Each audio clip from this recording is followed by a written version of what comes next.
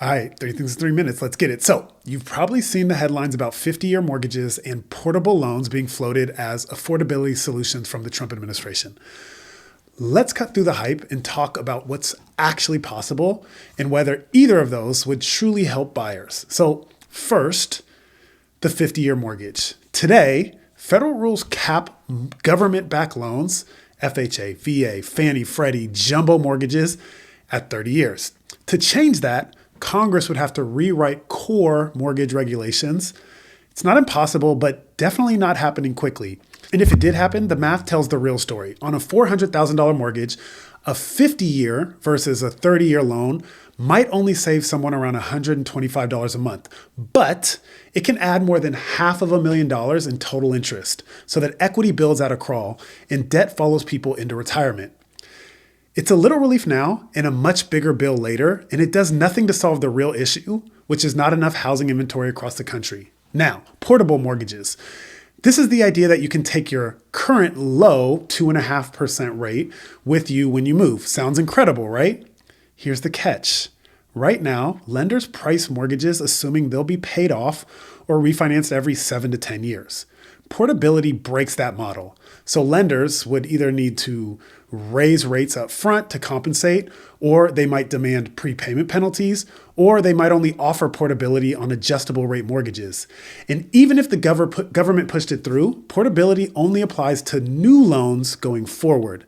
Existing loans are already securitized. Those 2 to 4% rates are not moving with buyers. Bottom line, these ideas make great headlines, but they're far from implementation, and they don't solve the real problems. Lack of supply, high cost of homes, or the lock-in effect of homeowners with super low interest rates right now. Look, I'm usually skeptical about AI apps. Most of them promise the world and deliver meh. But I'd feel like I was gatekeeping if I didn't share this one with you. It's called Wispr Flow, and it's genuinely changed how I work. Here's the thing. We can speak 3 times faster than we can type.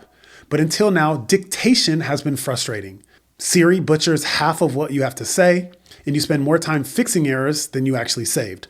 Wispr Flow is different. I dictate emails, text message, even long form content, and it actually gets it right. Proper grammar, correct punctuation, formatted the way I meant, and it learns as I use it. I'm not getting paid to say this. I'm just a mortgage guy who writes a lot of emails, and I got tired of seeing the cursor blinking as I hunt for the right words on the keyboard.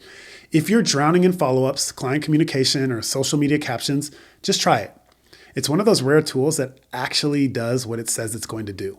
Finally, mortgage rates have come down a bit over the last few weeks, and the big reason is the market still expects another Fed rate cut at the end of 2025.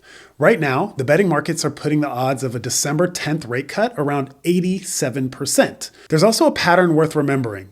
The last 5 times the Fed has cut rates, the bond market actually improved before the announcement, and then it got worse, slightly worse, just after.